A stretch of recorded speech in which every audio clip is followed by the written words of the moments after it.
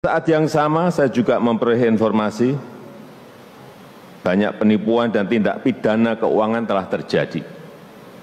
Saya mendengar masyarakat bawah yang tertipu dan terjerat bunga tinggi oleh pinjaman online yang ditekan dengan berbagai cara untuk mengembalikan pinjaman.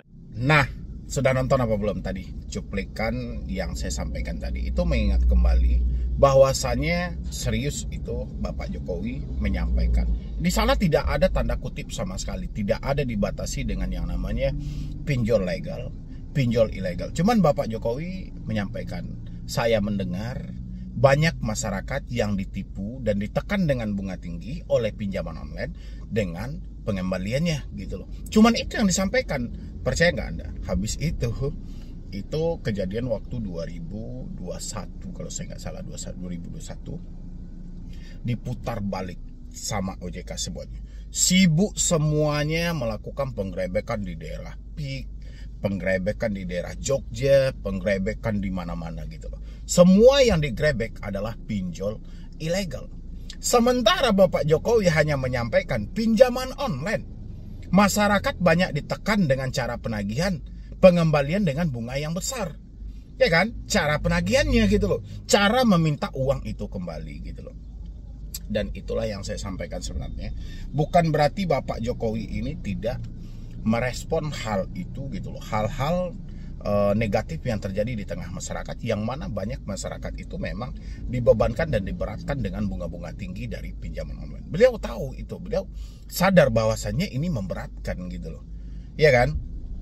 Makanya dari sini saya belajar itu banyak yang saya pahami, kayak ada skenario di balik pinjaman online ini. Seperti ada sutradara yang memainkan peran ini. Karena beberapa kali pinjol-pinjol legal ini itu selalu lolos dari semua kasus-kasus yang ada. Bahkan kasus mereka sampai berapa banyak masyarakat yang nekat mengakhiri hidup, itu selalu dikambing hitamkan hanyalah semata pinjol ilegal. Tidak satu pun pinjol legal dan resmi yang disampaikan. Sementara yang kita temukan di lapangan adalah pinjol ilegal. Nah, dari sinilah buat teman-teman semuanya harusnya Anda memahami. Anda harus mempercayai kemampuan Anda sendiri. Yang mana tidak ada satu lembaga pun, ya, baik itu dari OJK, baik itu dari AFPI, maupun dari Kominfo misalnya, yang mau melindungi Anda semua. Yang bisa melindungi Anda hanyalah diri Anda sendiri. Ya, kalau mereka melindungi Anda ketika tersorot oleh kamera saja. Ketika sudah tidak tersorot oleh kamera, semuanya tidak ada. Ini zaman digitalisasi. Jadi semua itu Anda lihat hanya ketika berada di depan kamera, tersorot gitu loh. Kalau tidak ada kamera yang meliput, mustahil. Contoh kayak selama ini pelaporan-pelaporan yang terjadi pada diri Anda. Misalnya Anda mengalami tindakan kekerasan yang dilakukan oleh pinjol misalnya gitu kan. Atau ada pinjol yang melakukan pengancaman, penekanan misalnya gitu kan. Dan ya itu tadi gitu loh. Jadi ketika kasus itu tersorot ya oleh media, dan kasus itu diliput juga sekalian dan viral, ada OJK-nya. OJK-nya langsung hadir tuh, komprehensi fair. Kita telah membentuk aturan ini. Aturan itu mereka bentuk itu hanya di depan kamera itu aja. Secara prakteknya itu tidak ada harganya sama sekali. Ya kan? Makanya kita berharap hari ini terhadap saya juga ada satu kasus yang viral juga terhadap Raja Jawa yang kata Bapak Bahlil itu sebenarnya siapa sih Raja Jawa ini gitu loh. Dan saya juga pengen, mana tahu Raja Jawa ini juga bisa lebih tegas terhadap masyarakat. Terutama kasihan juga masyarakat kita yang selalu dibebankan dengan bunga tinggi, dengan penekanan-penekanan penagihan. Tolong dong kalau bisa ya kan, tentang entah siapa yang bergelar Raja Jawa, entah apa lah itu, saya juga nggak tahu. Kalau memang bisa, tolong dong Raja Jawanya itu tolong diblokir juga, diblokir tentang pinjol legal ini. Ya, blokir semuanya dulu, cabut dulu izinnya semuanya, baru mulai dimasukkan kembali satu persatu izin mereka, yang izin ini, yang izin ini, yang izin ini, satu persatu gitu loh. Tapi dicabut dulu. Izin yang sudah ada ini dicabut dulu, baru nanti diseleksi lagi kalau memang ada Raja Jawanya ya. Mudah-mudahan ada, karena kasusnya juga viral dari orang-orang yang selalu menyampaikan soal Raja Jawa dan Raja Jawa, tapi saya tidak mau merangkulnya Raja Jawa itu ke dalam dunia politik karena saya tidak ngerti juga soal politik ya kan. Tapi saya berharapnya itu kalau memang ada Raja Jawa itu tolong dong, ini kasus-kasus pinjol ini tolong ditertibkan. Kasihan masyarakat. Tadi di awal saya menayangkan juga sedikit cuplikan dari Bapak Jokowi yang menyampaikan banyak masyarakat yang ditekan dengan bunga pinjol, penagihan yang tidak elok atau tidak bagus sama sekali gitu loh. Banyak masyarakat yang ditekan dengan hal-hal yang seperti itu, ya kan? Jadi kita berharap juga mudah-mudahan nanti ke depannya ada tidak adanya suara Raja Jawa ini terserah deh. Kita berharapnya buat ke depannya jangan ada lagi masyarakat yang ditekan dengan bunga-bunga tinggi seperti ini. Dan untuk teman-teman juga saya himbau juga ya, sebisa mungkin hindarilah pinjaman online karena saya yakin banget di luar sana masih banyak orang-orang yang tertarik akan mengajukan pinjaman di pinjol ini. Orang-orang yang tertarik untuk mengambil uang pinjol ini pasti banyak banget di luar sana gitu loh. Padahal buat teman-teman semuanya, asal Anda sadar, pinjol ini tidak sebagus atau tidak seindah yang Anda kira. Ya, pinjol ini itu tidak ada manfaatnya kalau Anda sudah melakukan peminjaman. Pinjol itu hanya penuh gimmick yang terjadi dalam iklan mereka. Gimmicknya itu dengan limit yang tinggi, bunga yang sangat rendah, tapi kenyataannya nanti giliran Anda sudah meminjam, ya limit tinggi tapi bunganya jauh lebih tinggi. Limitnya kecil, bunganya tetap tinggi gitu loh. Belum lagi kalau sampai Anda pada titik di mana Anda galbay ya. Dan sebelum saya tutup untuk video ini, teman-teman semuanya yang masih ketakutan juga tentang kaper-kaper yang ada atau judul-judul video yang ada, tonton ini. Gara-gara dijemput paksa sama mau ditangkap ya, itu satu Indonesia pada ribut di dalam kolom komentar YouTube Solusi Hutang MB. Itu nampak banget buat teman-teman itu mempunyai SDM yang sangat terendah banget bagi mereka yang selalu baperan hanya sebatas karena judul thumbnail gitu loh, tanpa Anda harus mendengarkan dulu apa sih yang dibahas di dalam itu gitu loh. Sampai macam-macam gitu loh, macam-macam oknumnya masuk, semuanya masuk, teman-teman pun juga masuk gitu, tapi campur aduk ya kan ya. Tetap juga ya mereka yang sudah nonton ya tetap juga mereka mendapatkan hal-hal yang ingin mereka temukan di dalam itu. Tapi kasihan mereka yang tidak menonton gitu loh, mereka yang hanya melihat judul, melihat thumbnail, habis itu berbicara double di kolom komentar. Seakan-akan Anda tersesat di dalam kolom komentar sehingga Anda tidak memahami dulu apa sih yang lebih spesifik dalam hal ini. Kenapa harus seperti ini judulnya dan kenapa seperti ini thumbnailnya gitu loh. Itulah yang saya bahas di dalam itu. Itu berdasarkan pertanyaan teman-teman semuanya yang katanya kata debt collector itu, kalau kalian tidak melakukan pembayaran itu kalian akan kita cegat di jalan, kita tangkap dan kita akan jemput paksa gitu loh ya kan. Bahasa jemput paksa itu kan luar biasa banget ya kan. Tapi itulah yang menimbulkan dari teman-teman keresahan itu tadi. Itu sama aja semuanya gitu loh. Jadi dari sana saya melihat gitu loh, memang teman-teman itu orangnya overthinking dan orangnya baperan banget gitu loh. Jadi wajar setiap kali ada chat WhatsApp dari debt collector yang menyatakan akan memproses Anda ke jalur hukum, itu Anda selalu baperan. Bayangin aja saya yang bikin video tentang judulnya yang seperti itu, habis itu thumbnailnya itu bercampur aduk di dalam kolom komentar. Itu menandakan kesulitan pemikiran Anda untuk memahami dalam hal itu. Apa salahnya gitu loh, ditonton dulu ya kan, ditonton dulu sampai habis itu dipahami, dimengerti juga. Dari sana kita mendapatkan, oh ternyata yang dilakukan oleh debt collector ketika mau mengancam, ketika mau melakukan penagihan, mereka bilangin mau menangkap, menjemput paksa kita, itu cuman omong kosong doang. Harusnya kan seperti itu. Kesimpulan dari video itu ya itu gitu loh. Cerita penangkapan dan cerita dari penjemputan paksa itu hanya omong kosong doang. Ya kan? Karena debt collectornya yang selalu mengucapkan hal-hal yang sama gitu loh. Bahkan debt collector kan sering juga itu menyampaikan, gimana kalau nanti debt collector misalnya nyampaikan gini, woi kau bayar utang nggak? Maling, ya kan? Keluar semua kebun binatang. Terus Anda bilang juga, wih saya takut, saya cemas gitu loh, ya kan? Terus takut Anda kenapa? Ketika mereka membilangin maling, ketika membilangin Anda macam-macam dengan kebun binatang, mereka tidak menyebutkan nama aplikasi. Terus Anda takutnya yang mana? Dari sanalah saya lihatin itu. Jadi banyak teman-teman itu di dalam kolom komentar masih banyak yang memiliki SDM rendah banget gitu loh. Jadi daya tangkap Anda itu dalam sesuatu itu sangat masih minim. Ini masih banyak yang harus dipelajari lagi buat kedepannya untuk teman-teman yang mau lepas dari jeratan pinjol. Kalau konsepnya seperti ini nggak bisa gitu loh. Hanya sebatas melihat gambar, ya kan? Habis itu melihat judul, itu langsung berbagai macam versi. Sama aja, gambar debt collector juga mengirimkan gambar. Kami sudah ada di lokasi ini.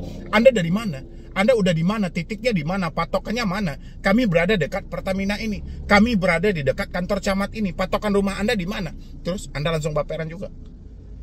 Anda langsung ketakutan juga dengan berangkat. Bang, mereka sudah datang ke rumah, Bang.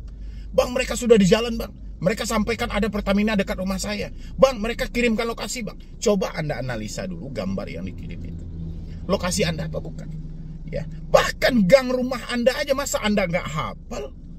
Ya kan? Ada kemarin itu yang curhat sama saya gitu loh. Dia diancam oleh salah satu pinjol legal juga. Yang mana katanya debt collector sudah datang ke rumah dia. Dikirimin foto dekat gang. Saya bilang lagi, Mbak, saya pengen tanya dulu gitu loh. Anda sebelum masuk ke rumah Anda itu berapa ada simpangnya? Berapa banyak simpangnya?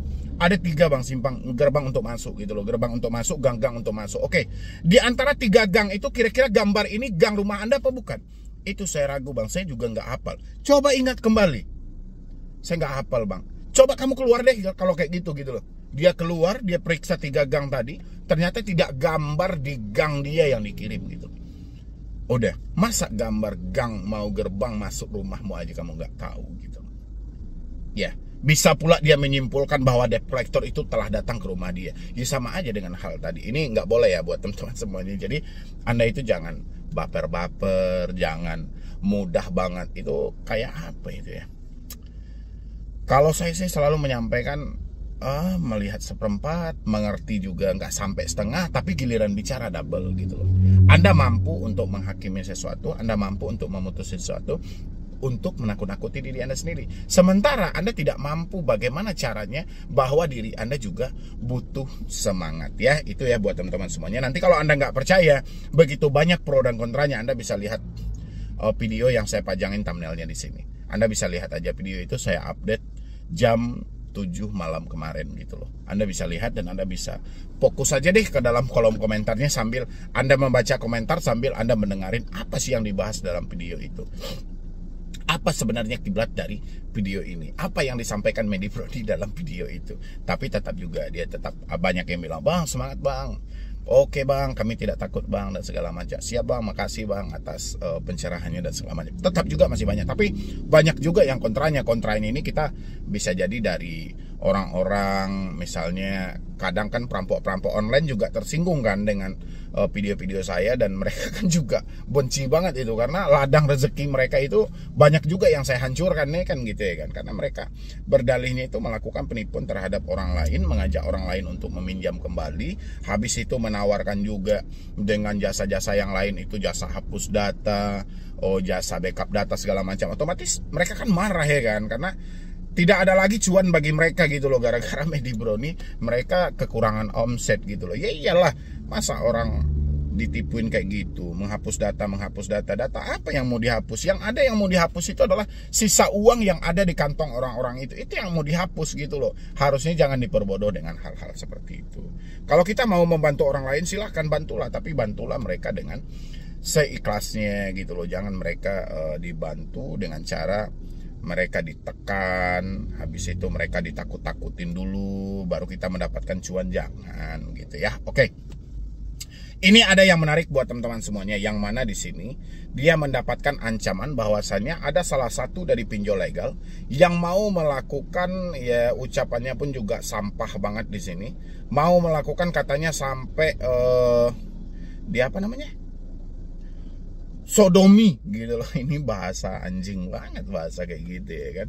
Oke, kita bacakan dulu pertanyaannya atau uraian dia dari atas ya. Oke. Assalamualaikum Bang Medi, saya baru mau galbay di aplikasi pinjol, cairin 360 Kredi, dan EasyCash. Berarti ada 3 aplikasi pinjol legal ya. Jadi Cairin 1, 360 Kredi 1, EasyCash 1. Oke. Tapi saya butuh bantuannya Bang untuk hadapi teroran. Sebenarnya menghadapi teroran itu lebih ke ketenangan aja ya, lebih ke ketenangan, bagaimana pemikiran Anda itu supaya tidak terpengaruh dengan ucapan-ucapan yang disampaikan debt collector. Tapi kalau misalnya Anda baperan, ya sama kayak tadi gitu loh. Sama kayak video yang saya bahas tadi. Kalau misalnya Anda baperan, Anda nggak usah nengok judulnya, Anda nggak usah nengok thumbnailnya, nggak usah tonton aja gitu loh ya kan. Sama dengan ini. Kalau misalnya Anda baperan ketika menghadapi teroran debt collector, nggak usah dilihat sama sekali gitu loh. Ya kan, gimana nggak terlihat nomornya masih aktif Bang? Nah justru itu perlu kita putus komunikasinya, hapus WhatsAppnya supaya tidak terlihat lagi gitu loh. Saya diteror via chat WA, via SMS dan telepon setiap harinya. Saya butuh supportan dari abang yang bisa bikin saya tenang hadapi. Oke. Karena gini, kalau misalnya Anda bilangin Anda diteror setiap hari via chat WA, via SMS, via telepon, memang kekuatan mereka itu ada di 3 itu. Ya kan, ada di telepon, ada di SMS, ada di WA. 3 hal itu adalah kekuatan dari debt collector. Kenapa? Karena debt collector itu tujuan awalnya, ketika ada orang-orang yang tidak melakukan pembayaran, mereka akan mengirimkan sebuah skenario, bagaimana skenario dia ini bisa kemakan oleh orang lain dan masuk dalam pemikiran orang lain gitu loh. Jadi makanya dia melakukan teroran secara terus-menerus setiap hari. Ya kan? Sampailah ada momen di mana orang-orang benar-benar ketakutan. Di saat momen itulah yang mereka tunggu supaya terjadilah gali lubang tutup lubang. Supaya terjadilah orang-orang ini menjualkan aset-aset mereka. Supaya terjadi misalnya kalau mereka hubungin terus-menerus itu, orang-orang ini tidak mampu berpikir dengan positif. Ya, itu tujuan mereka. Makanya saya itu selalu menghimbau di setiap video saya itu, putuslah komunikasi yang terhubung langsung dengan debt collector. Dengan begitu Anda akan terbebas dari tekanan dan ancaman yang mau membahayakan diri Anda. Habis itu lagi, ini dia bilangin ini, utang kau kutunggu 20 menit dari sekarang, kau selesaikan urusan kau sama aku atau kusodomi mayat ibumu. Kan kurang ajar bahasa sodomi, nampak kali dia apa ini, kelainan ya kan, kelainan. Mayat ibu, aduh anjing.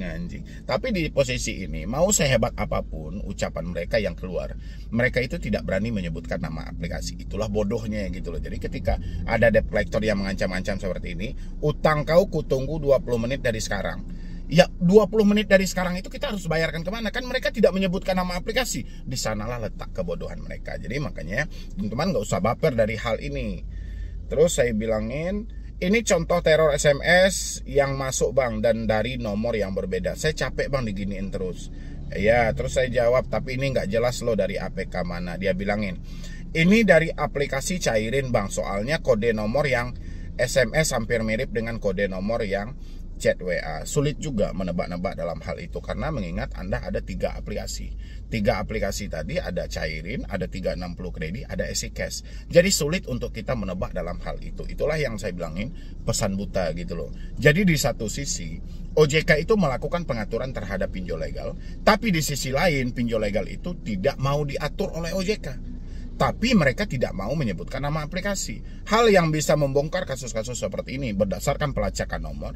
Yang satu dari pihak kepolisian, yang kedua dari Kominfo dan OJK. Itu yang bisa membuka kasus demi kasus ini. Karena mengingat itu adalah pesan-pesan buta yang selalu dikirim. Ya kan? Tapi ya padahal ya gitu loh. Kita tidak seperti OJK pun juga tidak serius dalam hal itu. OJK itu, sedangkan aplikasi aja sudah menyebutkan nama aplikasinya, itu OJK aja masih belum menanggapin. Apalagi ada aplikasi yang tidak menyebutkan nama aplikasinya, tapi kita menduga itu dari pinjol legal, pasti OJK-nya nanti menuduhnya itu dari pinjol ilegal. Padahal sudah jelas ya kan, debeturnya hanya galbay atau telat bayar di 3 aplikasi pinjol tadi itu aja.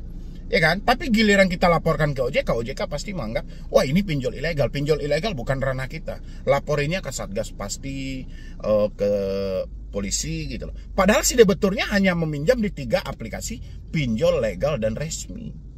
Ya kan? Kalau di SMS tidak mau sebutkan nama APK-nya Bang, tapi kalau chat di WA disebutin nama aplikasinya. Cuman chatnya hanya mengancam untuk menghubungi kontak dan tempat kerja. Walaupun chatnya menghubungi kontak dan tempat kerja, itu kan juga tidak boleh. Ya kan? Kontak itu tidak ada hubungannya dengan si penghutang. Kan sudah dibilangin dilarang melakukan menghubungi atau melakukan penagihan di luar dari si penghutang. Ya, itu aja sudah salah itu. Coba laporin aja kepada OJK kalau memang ada bukti-buktinya tadi ya. Habis itu ini dia. Sampai siang ini, oh ini dia yang nyebutin nama Cairin itu ya. Tapi di sini cuma logo Cairin. Sampai siang ini jangan didiamkan seperti ini Pak atau Ibu, diam tidak akan menyelesaikan tagihan Anda. Konsekuensinya akan kami jalankan jika Anda tidak respon dan pembayaran baik atau tidaknya resikonya dan konsekuensinya Anda yang menentukan. Masih bisa dan mau diselesaikan sesuai perjanjian atau memang sengaja tidak merespon agar proses lebih lanjut. Cairin akan menindak tegas nasabah yang pembayarannya bermasalah. Kami tunggu sekarang bukti pembayaran Anda. Dita nama DC-nya ya. Masih bisa diselesaikan dengan baik kan Pak atau Ibu? Karena tidak ada respon dan pembayaran, konsekuensi akan dijalankan baik atau tidaknya konsekuensi Anda yang menentukan. Kualitas data Anda kemungkinan akan terganggu. Kualitas data Anda kemungkinan akan terganggu ke depannya jika hari ini masih belum Anda bayarkan. Skor kredit Anda akan menurun dan harus Anda pahami ada perjanjian antara pihak Cairin dan peminjam. Sudah Anda setujui di awal peminjaman, jadi pikirkan kembali sebelum konsekuensi keterlambatan dijalankan. Terus di mana di sini yang mereka menyampaikan?